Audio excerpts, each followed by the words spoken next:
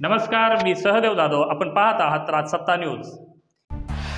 आज के हमारे सम्मान मूर्ति महाराष्ट्र के उप मुख्यमंत्री और महाराष्ट्र के राजनीति के चाणक्य श्री देवेंद्र फडणवीस जी अब हमें संबोधित करेंगे। पर उससे पहले 1 मिनट के लिए मैं माननीय देवेंद्र फडणवीस जी से राष्ट्रीय स्वयंसेवक संघ के एक स्वयंसेवक के नाते, अखिल भारतीय विद्यार्थी परिषद के कार्यकर्ता के नाते, वो भारतीय जनता पार्टी के एक पद अधिकारी के नाते उनसे निवेदन करूंगा कि हम सभी जानते हैं कि वे राजनीति में तो धुरंधर है ही, पर उनकी आवाज भी बहुत अच्छी है, क्योंकि हमने कई उनके गीत सुने हैं। तो एक उनसे मैं निवेदन करूंगा कि हमें संबोधित करने के बाद ये 2 लाइन इस गाने के हमें गाकर प्रोत्साहित करे, ऊर्जावान करे, ताकि आने वाले चुनाव में मुख्यमंत्री के लिए अगर कोई उम्मीदवार होगा तो वो होगा सिर्फ और सिर्फ श्री देवेंद्र फडणवीस जी। इसी के साथ मैं माननीय श्री देवेंद्र फडणवीस जी से अनुरोध करूंगा कि हमें संबोधित करें। भारत माता की,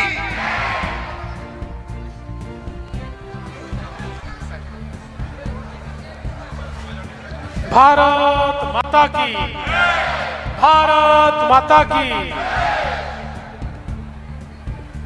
सबसे पहले मैं विंध्यवासिनी माता के चरणों में नमन करता हूं और आज इस कजरी के कार्यक्रम में यहां पर मंच पर उपस्थित कई लोग जननेता होते हैं, लेकिन जो मन नेता है, जो लोगों के मन में बसते हैं, ऐसे हमारे कृपाशंकर सिंह जी, हमारे अतुल भातखळकर जी, प्रवीण दरेकर जी, हमारे जननेता गोपाल शेट्टी जी, मंच पर उपस्थित प्रकाश दरेकर जी, अखिलेश चौबे जी, जिन्होंने इस कार्यक्रम का आयोजन किया, वो ठाकुर रमेश सिंह जी, ठाकुर सागर सिंह जी, मंचासीन सभी महानुभाव और यहाँ पर उपस्थित सभी लाडली बहनों और भाइयों, मुझे बहुत खुशी है कि कजरी महोत्सव में आज आप सभी के बीच में उपस्थित हूं। कजरी का ये महोत्सव विशेष रूप से हमारे उत्तर भारत में और मिर्जापुर में बहुत ज्यादा प्रसिद्ध है। वैसे तो ये नेटफ्लिक्स वालों ने मिर्जापुर को थोड़ा बदनामी कर दिया है, उनको ये पता नहीं है कि मिर्जापुर की असली पहचान तो कजरी है, जो हमारा लोक महोत्सव है और सैकड़ों सालों से हमारी बहनें इस कजरी के माध्यम से, लोक गीतों के माध्यम से अलग अलग प्रकार से अपनी भावनाओं को व्यक्त करती है। किसी के लिए कजरी का महोत्सव ये विंध्यवासिनी के प्रार्थना को गाने का महोत्सव है, किसी के लिए अपने जो प्रियजन है उनसे बिछड़ने के बाद विरह के गीत गाने का महोत्सव है, किसी के लिए ये महोत्सव अपने प्रियजनों को लंबी उम्र मिले इसकी दुआ मांगने का है। तो दुआ का भी है, सदा का भी है, प्यार का भी है और तकरार का भी है। सब प्रकार के गीतों का ये महोत्सव है और हम लोग सावन के आगमन पर इसकी शुरुआत करते हैं और मुझे ऐसा लगता है कि ये केवल मनोरंजन नहीं है, तो एक प्रकार से जन प्रबोधन का भी काम इस कजरी के महोत्सव के माध्यम से होता है। और मुझे बहुत खुशी है कि हर वर्ष हमारे ठाकुर रमेश सिंह जी इस महोत्सव का आयोजन करते हैं। हमारी सभी बहनों को इस कजरी महोत्सव के माध्यम से उत्तर प्रदेश की, अपने गांव की और विशेष रूप से मिर्जापुर की, जौनपुर की याद आती है और वही समा यहाँ पर जीवित करने का काम इस महोत्सव के माध्यम से होता है।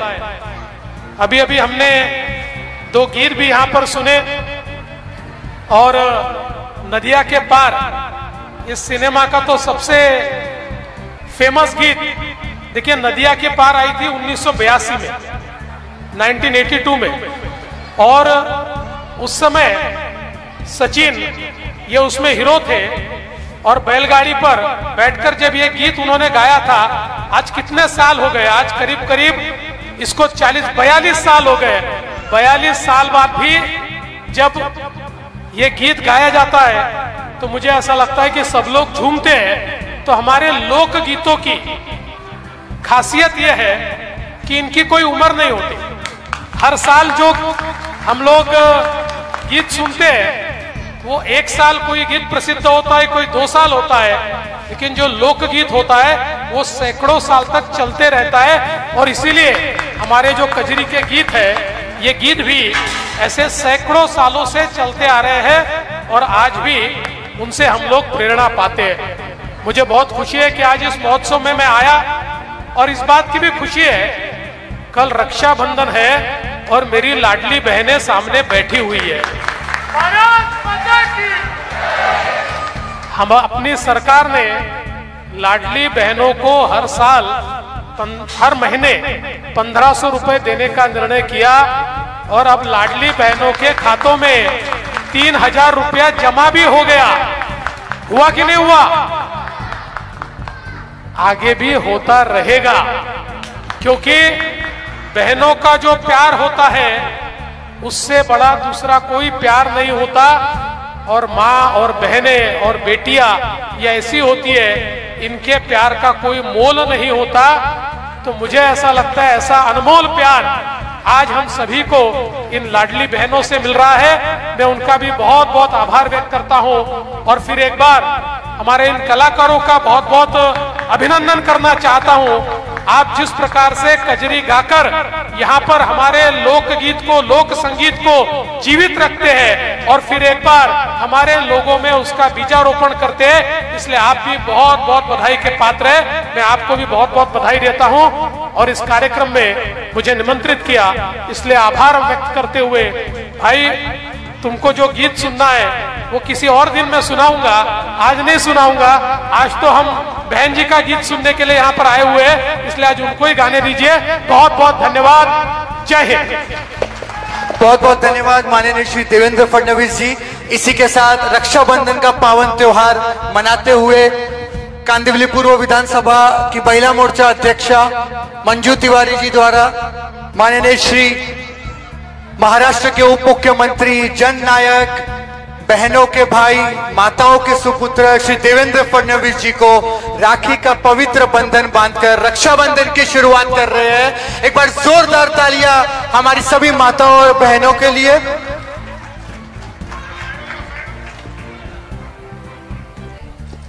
लाडली बहना योजना के माध्यम से देवेंद्र फडणवीस जी ने अपनी सभी माताओं और बहनों को जो सौगात दी है, उसके लिए सभी माताओं और बहनों की तरफ से देवेंद्र फडणवीस जी का तहे दिल से धन्यवाद। और आप लोगों के जोरदार आवाज नारे के साथ हम देवेंद्र फडणवीस जी का अभिनंदन करेंगे। देवेंद्र जी आप आगे बढ़ो, देवेंद्र जी आप आगे बढ़ो। महाराष्ट्र का मुख्यमंत्री कैसा? साकूर गावात मोबाईल शोरूमचे भव्य दालन, पैसे नाहीत चिंता कशाला, अगदी अल्प दरात घेऊन जा आपला आवडता आयफोन। यासाठी एकदा अवश्य भेट द्या जय माता दी मोबाईल शॉपिंग। या ठिकाणी मोबाईल रिपेअरिंग तसेच सर्व सॉफ्टवेअर व हार्ड डिस्कचे काम अगदी अल्प दरात करून मिळेल। ठिकाण साकूर बस स्टँड समोर साकूर।